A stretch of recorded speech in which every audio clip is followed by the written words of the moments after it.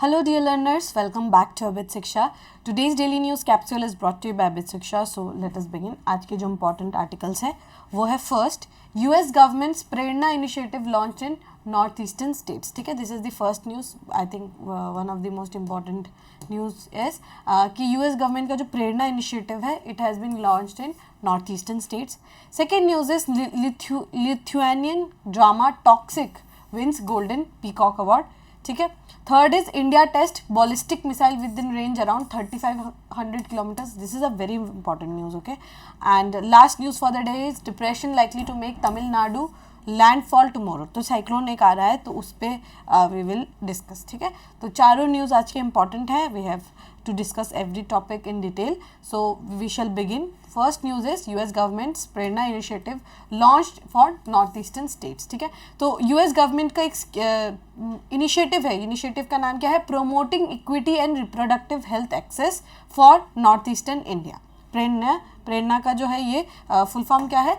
Promoting equity and reproductive health access for north east India. Prerna initiative जो है ये US government के द्वारा जो है ये लॉन्च किया गया है. ठीक है, ये US agency for international development USAID and JPGO. ठीक है, जॉन हॉपकिंस ये एक इंस्टीट्यूट है ऑफ गायनेकोलॉजी एंड ऑप्टेस्ट्रियन. तो ये क्या है, दोनों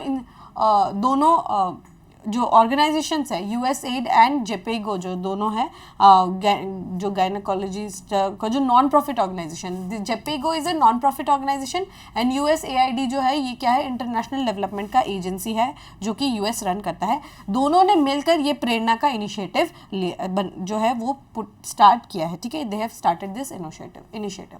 सो इसका अगर हम फुल फॉर्म देखें, प्रोमोटिंग इक्विटी होना चाहिए. ठीक है, इक्वालिटी जो है वो होना चाहिए, इक्वल एक्सेस होना चाहिए एंड रिप्रोडक्टिव हेल्थ एक्सेस जो है होना चाहिए. कहाँ पे? नॉर्थ ईस्ट इंडिया में. अब समझ में आ रहा है कि क्यों गायनेकोलॉजी का डिपार्टमेंट इंक्लूडेड है, मतलब गायनेकोलॉजी का जो नॉन प्रॉफिट ऑर्गेनाइजेशन है क्यों इंक्लूडेड है? Because it deals with reproductive health access. ठीक है, इसका क्या क्या जो फीचर्स क्या क्या देखते हैं. Prerna leverages decades of US India development collaboration and focuses on empowering young people with the knowledge and resource to shape healthier futures. ठीक है, तो यहाँ पर क्या है, हम नॉलेज प्रोवाइड करना चाहते हैं, उनके हेल्दियर फ्यूचर के लिए हम इनिशिएटिव ले रहे हैं. और ये हमारे US इंडिया का जो डेवलपमेट का जो कोलैबोरेशन है उसी के अंतर्गत जो है ये इनिशिएटिव को लिया गया है, ताकि हम एक बहुत एक kind of you can say कि एक बहुत ज़्यादा हम इन्फॉर्म्ड डिसीजन ले पाए, हम अवेयर रहे about our reproductive health and there should be equity among people. ठीक है, तो इसीलिए ये स्कीम को लाया गया है, इनिशिएटिव को बेसिकली लाया गया है. According to press release, the 5-year partnership aims to address critical sexual and reproductive health challenges, जिसको हम SRH अभी कहेंगे. ठीक है, sexual and reproductive health challenges जो है जो नॉर्थ ईस्टर्न इंडिया में बेसिकली हमें देखने को मिलेगा वहाँ पर, और एम्पावर करेगा किनको, जो एडल्टेंट्स है और यंग पीपल को, ताकि वो एक इन्फॉर्म्ड डिसीजन जो है वो ले पाए. हेल्थ और रिप्रोडक्टिव जो डिसीजन है वो क्योंकि उनको अवेयरनेस दिया जाएगा उसके बाद वो जो है एक इन्फॉर्म्ड डिसीजन जो है वो ले पाएंगे. ठीक है, because north eastern part of India is very vulnerable and information dissemination भी यहाँ पे बहुत कम है, and due to lack of infrastructure also so many information is not pass down correctly that should be pass down correctly. इसीलिए ये initiative लिया गया है, स्पेशली कीपिंग इन फोकस जो हमारे नॉर्थ ईस्टर्न जो है उनके साथ हम उनको फोकस करके, जो नॉर्थ ईस्ट के लोग हैं उनको फोकस करके there has been initiative taken by US and India, both have collaborated in this initiative. ठीक है, initiative. This initiative came at pivotal time when ensuring equitable access of sexual and reproductive health services remain a significant challenge in northeastern region. Obviously, equitable access नहीं है, infrastructural lagging है यहाँ पे. ठीक है, awareness बहुत ज़्यादा कम है, बीमारी बहुत अलग अलग टाइप के हैं. कुछ ऐसी बीमारियाँ हैं जैसे कि if you know sickle cell disease है, this is very prevalent in northeastern India. ठीक है, एंड अदर रिप्रोडक्टिव हेल्थ जो इश्यूज है this is also very prevalent in India. Why? Because we have lack of information, we have structural lacunas that needs to be filled up. तो ये जो initiative है बहुत ज़्यादा हेल्प करेगा, especially the adolescent period है, because the teenage period is the year period of rebel, right. तो teenage rebels को, या फिर जो not only rebels but also to make an informed decision जो मे बी एडल्ट को भी ना पता हो, तो वो इनिशिएटिव लिया गया है ताकि specially keeping in mind the adolescent population. तो इस टाइप से हमारा इनिशिएटिव रहेगा ताकि हम एक बेटर और बहुत ज़्यादा इन्फॉर्म्ड डिसीजन जो है वो ले पाए, ठीक है। Prerna will establish a responsive and inclusive health care ecosystem, nobody will be excluded, ठीक है। इंक्लूसिव हेल्थ केयर सिस्टम होगा, fostering gender equality and improving sexual and health reproductive health outcomes through collaborative efforts with local government, community organization and health provider. सबको मिलके ये collaboration हम करेंगे, सबके साथ मिलके ये कोलैबोरेशन करेंगे। The launch event held during a learning conclave in Guwahati brought together representatives from government, development partners, youth advocates, researchers, community members to discuss strategies for advancing gender equality and improving SRH outcomes across the region. तो सारे जो stakeholders हैं, यहाँ पे कौन कौन stakeholders है आपको देखने को मिला, government is stakeholder, development partners है, youth advocates are the partners, ठीक है, stakeholders, researchers are the stakeholders, community के मेंबर्स जो जिनको ये जिनको ये इनिशिएटिव का जिनको फ़ायदा होगा, कम्युनिटी के मेंबर्स वो भी यहाँ के स्टेक होल्डर्स हैं, ताकि हम क्या ऐसे स्ट्रैटेजी बनाए कि gender equity and gender equality को हम मेंटेन कर पाए, ठीक है। By strengthening health systems and advancing inclusive development, Prerna will contribute to shared US-India goals of fostering healthier communities, empowering youth and promoting sustainable progress in the region. तो ये initiative के द्वारा जो हमारा और US का, India-US का जो relationship है, wherein we talk about healthier community, we talk about sustainable goals, we talk about promoting healthcare, वो सबको हम empower कर पाएंगे and better जो है हम decision ले पाएंगे, ठीक है। So this is a win-win situation for both the parties, especially for India, because हमारा focus, you will see focus जो है एक if you break down certain pieces, अगर हम देखिए centralization से हम अगर decentralize हो और break down करें, you will see there are five regions, ठीक है। One is northern India, eastern India, southern India, western India and the north eastern India, right. तो north eastern India you will see the most vulnerable part है, बहुत ज़्यादा secluded part है, and जो access to resources is very limited because of the geography, because of the terrain and what not. But ये जो lacuna है, ये gap को कौन फिल करेगा, हम ही लोगों को फिल करना है, राइट। तो ये इसके लिए इस टाइप के इनिशिएटिव लेना बहुत ज़्यादा इंपॉर्टेंट है, ठीक है।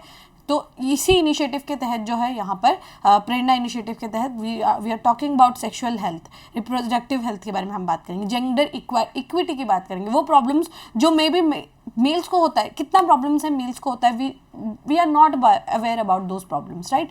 सो उन प्रॉब्लम्स के बारे में डिस्कस करना, उनको हेल्थ केयर जो एक्सपर्ट्स हैं, जो कम्युनिटी के लोग हैं, उनसे बातें करना और समझाना कि this is a problem which can be cured और कैन नॉट बी क्योर्ड। सो ये डिस्कशन होना इज़ वेरी वेरी इंपॉर्टेंट, जो इस इनिशिएटिव के द्वारा लिया जाएगा, ठीक है। सो होपफुली आपको ये टॉपिक समझ में आया हो। Next is Lithuanian drama toxic wins golden peacock, ठीक है। तो यहाँ पर क्या है, international film festival of India जो है वो चल रहा है, हमने डिस्कस किया था अबाउट गोवा में जो है ये चल रहा है, वहाँ पर लिथुआनियन ड्रामा टॉक्सिक जो है इसको गोल्डन पीकॉक का अवार्ड मिला है, ठीक है।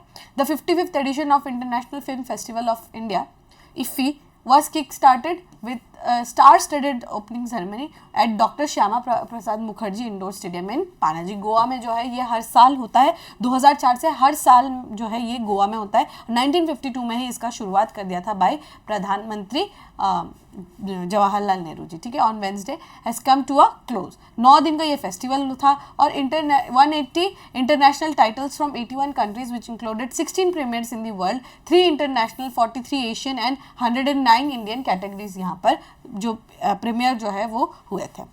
टॉक्सिक जो मूवी है, इनको गोल्डन अवार्ड जो है, गोल्डन पीकॉक अवार्ड जो है वो दिया गया है फॉर बेस्ट, मतलब क्या है, best film for exploring adolescence and harsh realities of going up in an economically deprived society. ये जो है लिथुआनियन जो डायरेक्टर है उन्होंने ये बनाया है। टॉक्सिक मूवी जो ड्रामा है ये किस पे बेस करता है, हार्श रियलिटी दिखाता है, जब एक इकोनॉमिकली डिप्राइव्ड सोसाइटी में हम कैसे बड़े होते हैं उसका हार्श रियलिटी को ये जो ड्रामा है ये दिखाता है, एंड इसी को बेस्ट अवार्ड जो है जो गोल्डन पीकॉक अवार्ड है ये दिया गया है। Toxic is a debut feature of Saule Bliuvaite. I know I am butchering the name because this is a Baltic एक नेम है जो है, सो क्योंकि not very sure about that, but ये इनके डायरेक्टर है, फिल्म मेकर है, और उन्होंने क्या किया है, उन्होंने ये टॉक्सिक जो ड्रामा है उनको ये इन्होंने डायरेक्ट किया है, ठीक है। एंड विक्रांत मासी, ठीक है, विक्रांत मासी को जो है Indian film personality of the award मिला है। विक्रांत मासी की आपने देखा होगा, 12th फेल आपने देखा होगा उनका, तो उससे ये मूवी जो है इंस्पायर, इस मूवी के कारण उनको Indian film personality of the award 2024 का अवार्ड जो है वो दिया गया है। ठीक है। Bogdan मुरेसानू won the best director award for his Romanian tragic comedy the new year that never came.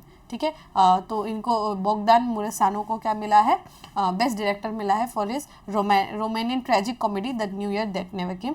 Australian director Phillip Noyce receive the Satyajit Ray lifetime achievement award for his pioneering cinematic legacy. ठीक है, ये याद रखिएगा, Philip noise को क्या मिला है, Satyajit Ray lifetime achievement award जो है उनको दिया गया है। ठीक है, तो ये कुछ अवार्ड्स थे एंड इफ़ी जो है वो क्योंकि इंपॉर्टेंट रहता है तो उसके बारे में हमें डिस्कस करना था। गोल्डन पिकॉक जो है टॉक्सिक, जो ड्रामा का नाम है, टॉक्सिक ड्रामा को मिला है। ठीक है, नाम क्या है वो ड्रामे का, टॉक्सिक। ठीक है, सो होपफुली आपको ये टॉपिक समझ में आ गया। ज़्यादा हमें कुछ जानना नहीं है, देर आर शॉर्ट चीज़ें जो वन लाइनर्स आप समझ सकते हैं कि इससे ज़्यादा हमें कुछ नहीं जाना है। Next news and the most important news is India test ballistic missiles with a range of around 3500 kilometres. तो ये बहुत बड़ा एक न्यूज़ है। ठीक है, हमें बात इसके बारे में डिस्कस करना होगा। इंडिया ने एक न्यूक्लियर केपेबल जो है बॉलिस्टिक मिसाइल जो है वो इन्होंने एक टेस्ट जो है वो किया है रिसेंटली, कल ही जो है शाम को किया था, जिसका रेंज जो है 3500 किलोमीटर्स बताया जा रहा है। ये K4 मिसाइल है। ठीक है, this is K4 missile. K4 missile जो है this is nuclear capable missile and this is a ballistic missile. ठीक है, बॉलिस्टिक मिसाइल से मैंने आप लोगों को समझाया था, फायर एंड फॉरगेट का जो कॉन्सेप्ट है उस पर बेस्ड रहता है, और ये अग्नि 3 मिसाइल्स है एंड 3500 किलोमीटर्स बताया जा रहा है। लेकिन बहुत बार ऐसा होता है कि जो 3500 किलोमीटर्स होता है उससे कई ज़्यादा जो है ये जो है डिलीवर कर सकता है। ठीक है, तो यहाँ पर INS अरीघात में जो है इसको हम लोगों ने ट्राई किया है एंड हमने इसको सक्सेसफुली टेस्ट कर लिया है। Nuclear capable country. ठीक है, India is a nuclear capable country and हमने जो है अपना न्यूक्लियर पावर्ड जो है सबमरीन, न्यूक्लियर पावर्ड सबमरीन से हमने न्यूक्लियर केपेबल मिसाइल को लॉन्च किया। Now you understand the situation, the gravity of situation, because we are the one of the few elite countries जिसने ये अचीव किया। ठीक है, US, China, Russia and I think India are few of the elite countries जिन्होंने ये किया है कि न्यूक्लियर केपेबल सबमरीन से हमने न्यूक्लियर मिसाइल्स को लॉन्च किया है। ठीक है, this is very very very interesting and very very something that आपको पता होना चाहिए। ठीक है, हमारा जो कैपेबिलिटीज़, हमारा स्ट्रेटेजिक कैपेबिलिटीज़, हमारा न्यूक्लियर डिटरेंस जो है उसको ये मार्क करता है। We are now in the elite club of people, elite club of countries जिन्होंने ये अचीव किया है। ठीक है, with this India became a part of small group of nations having capability to fire nuclear missile from land, air and under the sea. ठीक है, तो अभी हम क्या कर सकते हैं, न्यूक्लियर मिसाइल कैसे लॉन्च कर सकते हैं, हम मे भी एक रफाल से हम न्यूक्लियर मिसाइल को लॉन्च कर सकते हैं, हम पृथ्वी और न्यूक्लियर मिसाइल जो है हम लोग लैंड से भी हम उसको कर सकते हैं एंड अंडर सी, बिकॉज ये जो न्यूक्लियर पावर सबमरीन है INS अरीघात उससे हमने लॉन्च किया है। तो हम उन क्लब में भी आ जाते हैं जो कि न्यूक्लियर मिसाइल को लैंड, एयर और सी तीनों से दाग सकते हैं। So we are a very very strong nuclear able country and मतलब इससे क्या पता चलता है कि मतलब अभी फिलहाल तो we have no first use policy, but if needed we can definitely use our nuclear capabilities and you know we can use it for our benefit and we can use to destroy the other person also. But शर्त ये है कि हम कभी भी first use नहीं करेंगे, there is no first use. इसीलिए the nuclear missiles are not under army control, it is under the civilians control. तभी हम जो है ये नो फर्स्ट यूज़ जो है इसको हम बिल्कुल अच्छे से प्रमोट करते हैं, बिकॉज सिविलियन कंट्रोल में रहने के कारण आर्मी हैज़ डायरेक्टली कोई पावर उनके पास नहीं है। ठीक है, तो ये K4 मिसाइल है, ये हमने कहाँ से टेस्ट किया है, INS अरीघात से टेस्ट किया है, विशाखापट्टनम के कोस्ट से। तो आप अगर देखें वी डोंट नो कि INS अरीघात कहाँ पर है। ठीक है, हमें पता नहीं है एग्जैक्टली लोकेशन क्या है INS अरीघात का, पर but any country who tries to come and invade India या फिर उस पर अटैक कर सकता है। Now the country all the world knows कि अब इनके पास क्या है, न्यूक्लियर सबमरीन है एंड न्यूक्लियर मिसाइल्स भी है। So if nobody will dare to come in India and to attack India. ठीक है, उनके पास जो है ये डेयर जो करने का वो पावर नहीं है, because we can attack from anywhere, because nobody knows where INS Arighaat is, कहाँ पे है दुनिया में, कहाँ पे कौन से कोने पे है, वी ऑल्सो डोंट नो। ठीक है, तो ये बताया तो ऑब्वियसली बताया जाने वाली चीज़ नहीं है। ऑब्वियसली अगर बता देते तो सबको ही पता रहता है कि अच्छा यहाँ पे अटलांटिक ओशन में, अच्छा पैसिफिक ओशन में, तो वी हैव दिस कैपेबिलिटी। ठीक है, हमने न्यूक्लियर डेटरेंस बनाने का वो कैपेबिलिटी बना लिया है, ठीक है। It was the first test of submarine launch ballistic missiles from a submarine resources से। बहुत ज़्यादा इंपॉर्टेंट है, आई थिंक इसका एग्जाम में पूछे जाने का चांसेस इज मैक्सिमम, बिकॉज पहली बार सबमरीन से न्यूक्लियर मिसाइल जो है उसको टेस्ट किया गया है, तो ये इसका पूछे जाने का चांसेस है मैक्सिमम, ठीक है। बहुत बहुत बहुत हाई चांसेस है K4 मिसाइल्स के बारे में पूछे जाने का, ठीक है।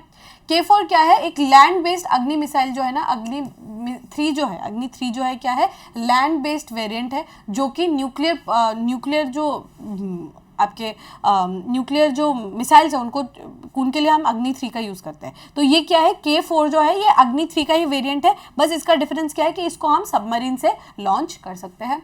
और ये जो है K4 has a range of 3500 kilometres and can almost reach all of Pakistan and parts of China also. तो ये बेसिकली आपको बताया जा रहा है कि हम कहाँ लॉन्च कर सकते हैं, ठीक है। An intermediate ballistic missile use, ये क्या है, अग्नि 3 क्या है, एक इंटरमीडिएट रेंज का बॉलिस्टिक मिसाइल है। हमने देखा था ना, short range, medium range, theatrical है, टैक्टिकल है, स्ट्रेटेजिक बॉलिस्टिक मिसाइल है। सिमिलरली ये क्या है, इंटरमीडिएट रेंज का बॉलिस्टिक मिसाइल है जो इंडिया यूज़ करता है, जो कि अग्नि 3 की बात कर रहे हैं। ये वाला जो है दिस इज अबाउट अग्नि 3, ठीक है, अग्नि 3 की बात कर रहे हैं कि ये क्या है, अग्नि 3 क्या है, एक इंटरमीडिएट रेंज का बॉलिस्टिक मिसाइल है और ये इंडिया जो है यूज़ कर सकता है। और इसका इंटरमीडिएट का रेंज होने के बावजूद ये 5000 किलोमीटर तक दूर जा सकता है, ठीक है, ये 5000 किलोमीटर तक ये दूर जा सकता है। और ये सर्विस में कब आया था, 2011 में ये सर्विस में आया था। And it is one of the most accurate strategic missiles जो है हमने इंडिया ने बनाया है, ठीक है। एंड इसके रेंज में भी दुनिया भर में इजराइल का अपना स्ट्रेटेजिक मिसाइल होगा, रशिया का होगा, यूएस का होगा, जापान का भी होगा।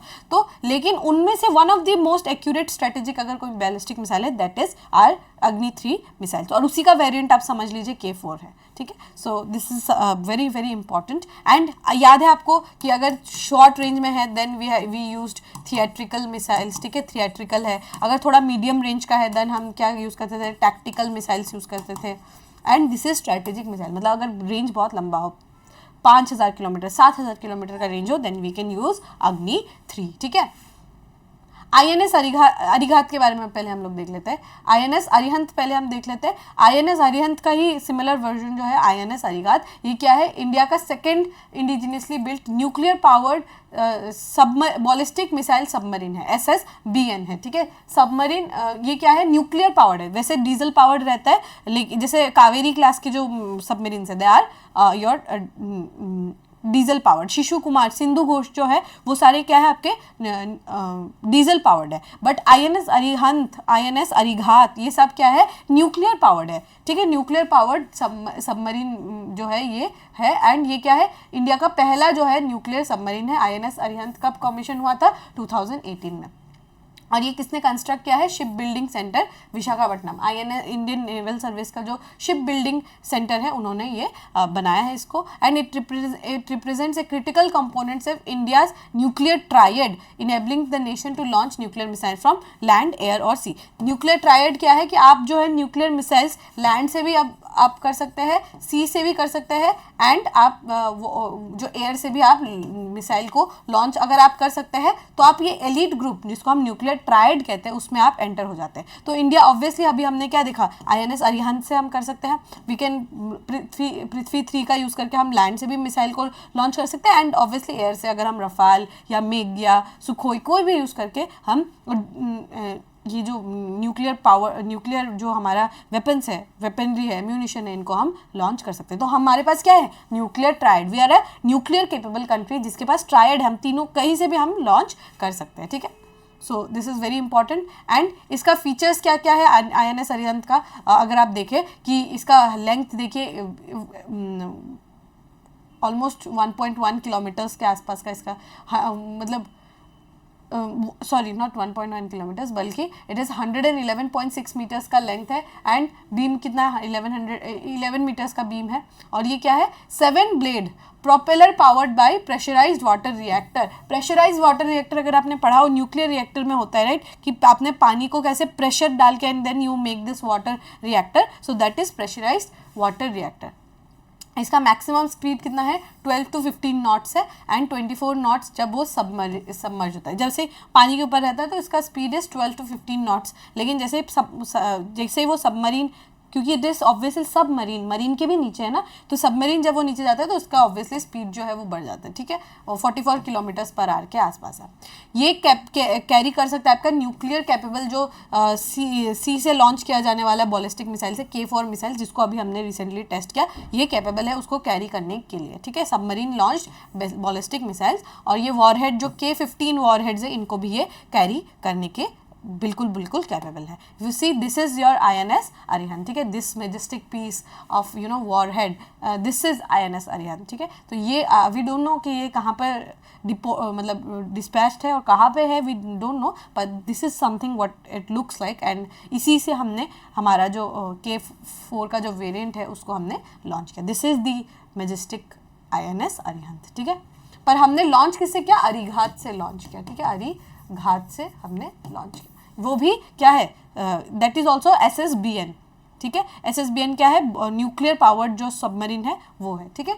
तो this is the picture of INS Arihant, ठीक है। चलिए, last news is deep depression likely to make Tamil Nadu landfall tomorrow. तो तमिलनाडु में क्योंकि आपको पता होगा कि विंटर्स में रेनफॉल होता है तमिलनाडु में, तो तमिलनाडु में क्या है कि अभी साइक्लोनिक एक्टिविटीज जो है, लास्ट ईयर भी आया था, ठीक है, इस साल भी साइक्लोनिक एक्टिविटीज जो है वो हमें देखने को मिल रहा है। मामल्लापुरम और करेकल जो एरिया है तमिलनाडु का, वहाँ पर एक बहुत बड़ा डिप्रेशन देखने को मिला है और यहाँ पर एक बड़ा सा जो साइक्लोन है वो आने का यहाँ पे सबसे ज़्यादा चांसेस है, ठीक है। साइक्लोन के बारे में हमने बहुत बार डिस्कस किया है, बट आज डिस्कशन हम कम करेंगे, पर एक क्वेश्चन सॉल्व करने की कोशिश करेंगे कि ट्रॉपिकल साइक्लोन्स जो है ये कहाँ आते हैं। मैंने पहले भी बताया, there are 2 types of cyclone, one is tropical, one is temperate. Because India is in tropical region, we see tropical cyclone, ठीक है। तो इंडिया में ट्रॉपिकल साइक्लोन आता है। ट्रॉपिकल साइक्लोन आने का क्या क्या जो रिक्वायरमेंट्स है वो क्या है? पहला तो होना चाहिए सी सरफेस टेम्परेचर होना चाहिए 27 डिग्री का, मतलब आपका जो समुंदर है उसका तापमान जो है वो कितना होना चाहिए? 27 डिग्री तक होना चाहिए।